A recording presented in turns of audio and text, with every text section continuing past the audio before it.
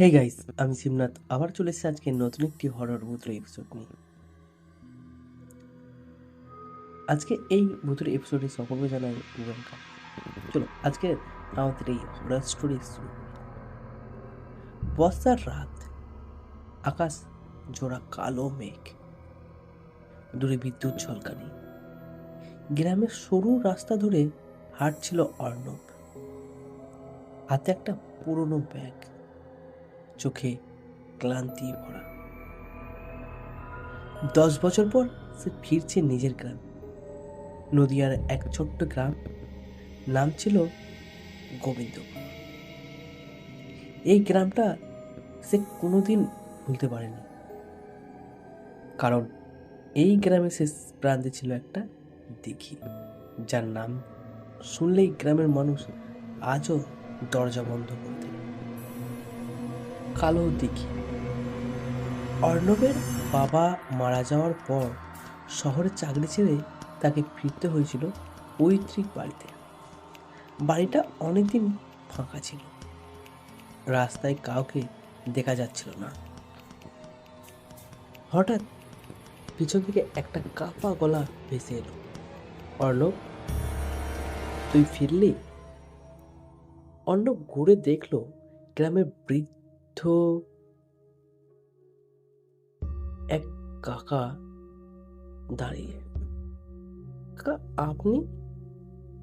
ভিতর লোকটার চোখে অদ্ভুত ভয়। বাড়ি যা, কিন্তু রাতের পর বাইরে বেরোস না। কেন? হারুন কাকা কিছুক্ষণ চুপ করে থাকলেন, তারপর ফিসফিস করে বললেন, কালো দিঘির জল আবার নড়ছে বাবা। এক ঝলক বিদ্যুৎ চমকালো, বৃদ্ধকে আর দেখা গেল না। অর্ণবের বাড়িটা গ্রামের একদম শেষ প্রান্তে। পুরনো দোতলা বাড়ি, দেওয়ালে শ্যাওলা, ভাঙা জানালা। দরজা খুলতেই এক অদ্ভুত গন্ধ নাকে এলো, যেন বহুদিন বন্ধ থাকা ভেজা কাপড়ের গন্ধ।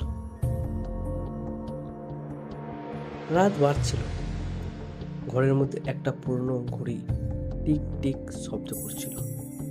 হঠাৎ ঠক ঠক ঠক উপরতলা থেকে শব্দ এলো। উপরতলা থেকে অর্ণব থমকে গেল। কে? চিৎকার করলো সে জোরে। কোনো উত্তর নেই। সে ধীরে ধীরে সিঁড়ি বেয়ে উপরে উঠল। ওপরে করিডোরটা বন্ধ করা। উপরে করিডোরটা পুরোপুরি অন্ধকার, শুধু জানালা ফাঁক দিয়ে বিদ্যুতের আলো মাঝে মাঝে ভেতরে আসছিল। তারপর করিডোরের একদম শেষে ঘরে একটা দরজাটা আস্তে আস্তে খুলে গেল। অর্ণবের বুকের ভেতরে কাঁপুনি দিচ্ছিল। সে এগিয়ে গেল। ঘরের ভেতর কেউ নেই, কিন্তু মেঝেতে ভেজা পায়ের ছাপ, আর সেই পায়ের ছাপ গিয়ে থেমেছে দোতলার সামনে। দেওয়ালটার দিকে তাকিয়ে অর্ণব শরীর ঠান্ডা হয়ে গেল।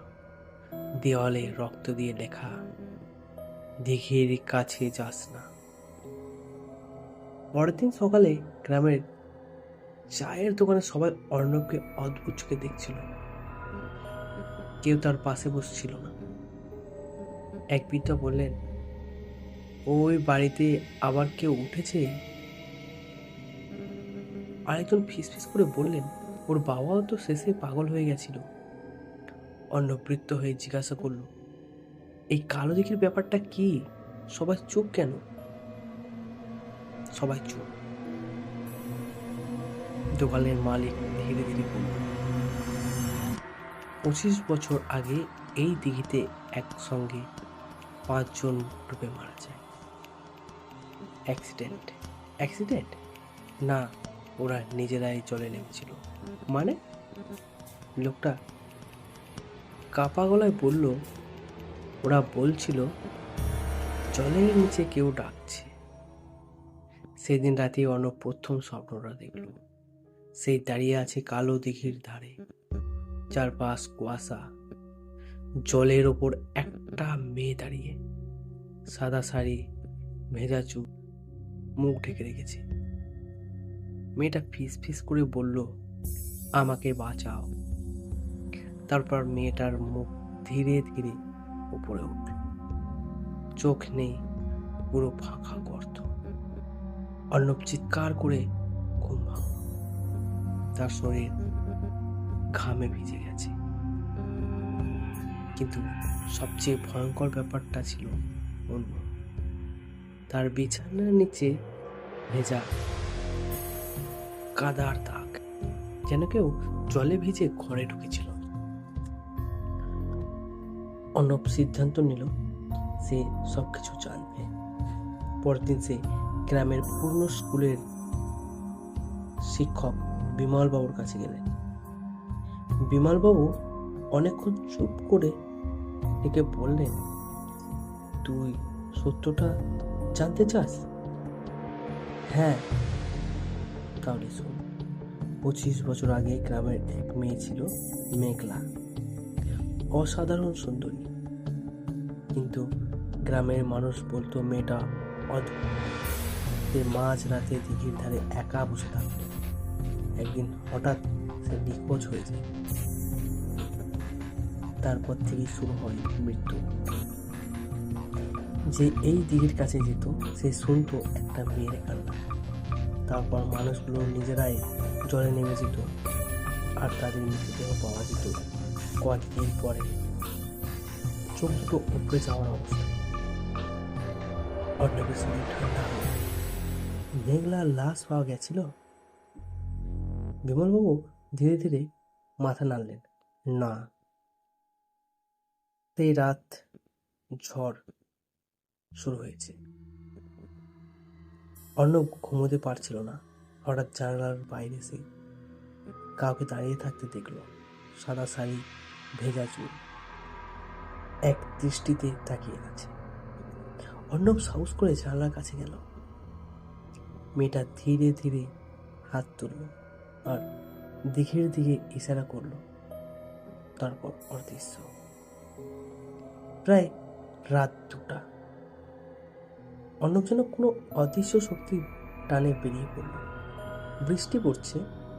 দিঘির কাছে পৌঁছাতে সে দেখলো পুরো জল কাঁপছে, যেন নিজে ছুঁয়ে নড়ছে, যেন নিচে কিছু নড়ছে। হঠাৎ জলের ভেতর থেকে একটা হাত বেরিয়ে এলো, তারপর আর একটা ডুবে মারা যাওয়ার মানুষ। ওদের চোখ নেই। সবাই একসঙ্গে বলছে, ওকে ফিরিয়ে দে। অন্য পিছিয়ে যেতে লাগলো, কিন্তু কেউ তার পা চেপে ধরল।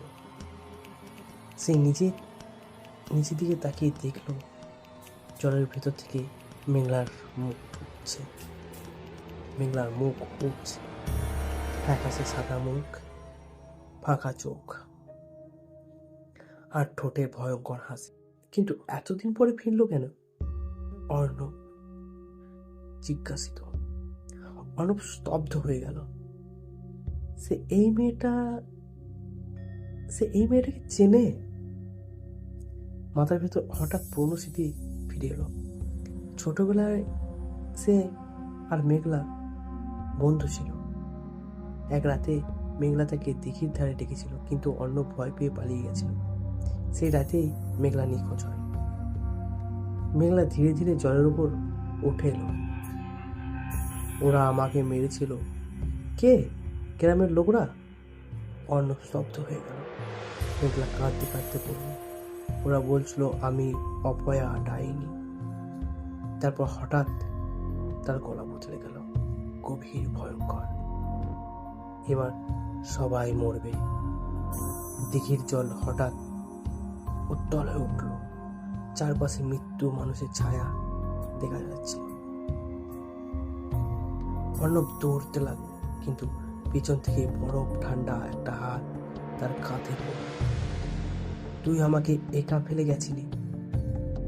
পরের দিন সকালে গ্রামের মানুষ দিঘির ধারে অর্ণবের ব্যাগটা খুঁজে পেল, কিন্তু অর্ণবকে পাওয়া গেল না। শুধু কাদার মধ্যে একটা কথা বলছে, সে ফিরে এসছে।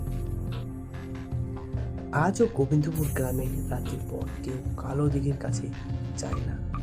লোকেরা বলে মাঝরাতে এখনো সেখানে একটা ছোট্ট আর সেখানে একটা ছেলে আর একটা মেয়েকে দেখা যায়। ছেলেটার চোখ ফাঁকা, মেয়েটা ভেজা চুল মুখে ঢাকা। আর কেউ যদি খুব কাছে যায় তাহলে জলের ভেতর থেকে একটা ফিস ফিস শব্দ শোনা যায়, আমাদের সঙ্গে নেমে আয়। বন্ধুরা, আজকে আমাদের স্টোরিটি এখানেই শেষ করলাম। এই স্টোরিটি কেমন লাগলো অবশ্যই কমেন্ট বক্সে কমেন্ট করে জানাবেন। যদি আমাদের এই স্টোরি ভালো লাগে আমাদের চ্যানেলটিকে সাবস্ক্রাইব করে আমাদের পাশে দেখবেন। আবার দেখা হচ্ছে অন্য কোনো ইন্টারেস্টিং ভিডিওতে। ততক্ষণ ভালো থাকুন।